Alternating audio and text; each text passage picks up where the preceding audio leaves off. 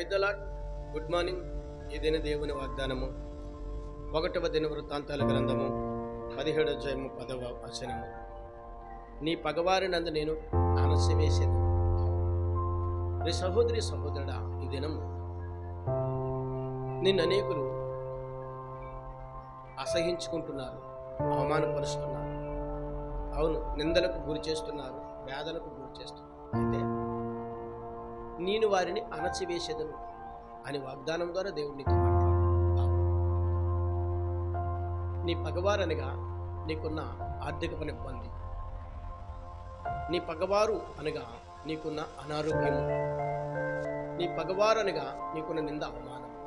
అవును, ఏలుబడి చేస్తున్న ప్రతి విధమైన ఆర్థికమైన ఇబ్బందులు తొలగిస్తానని, ఏలుబడి చేస్తున్న ప్రతి నింద అవమానాలు తొలగిస్తానని, నిన్ను ఎవరైతే నిందలు అవమానాలకు గురి చేస్తున్నారో వారు నేను అణచివేసి, వారు చెవులు కొరుక్కునేటట్టుగా నిన్ను దీవించి ఆశీర్వదించి వారి ఎదురుగా నిన్ను ఘనపరుస్తానని, రెట్టింపు ఘనత నీకు ఇస్తానని ప్రభువైన యేసుక్రీస్తు నీతో మాట్లాడుతున్నాడు. అయితే నీవు ఆయన సన్నిధిలో ప్రార్థించగలవా? నా పగవారు నన్ను అవమానపరచడం దుఃఖించకుండా నీవు దేవుని సన్నిధిలో మౌనముగా ఉండి ప్రార్థించగలిగితే ప్రభువైన యేసుక్రీస్తు నీ పగవారిని అణచివేసేదనని ఈ దినము పరిశుద్ధ లేఖనాల ద్వారా మాట్లాడుతున్నారు. ఆమేన్.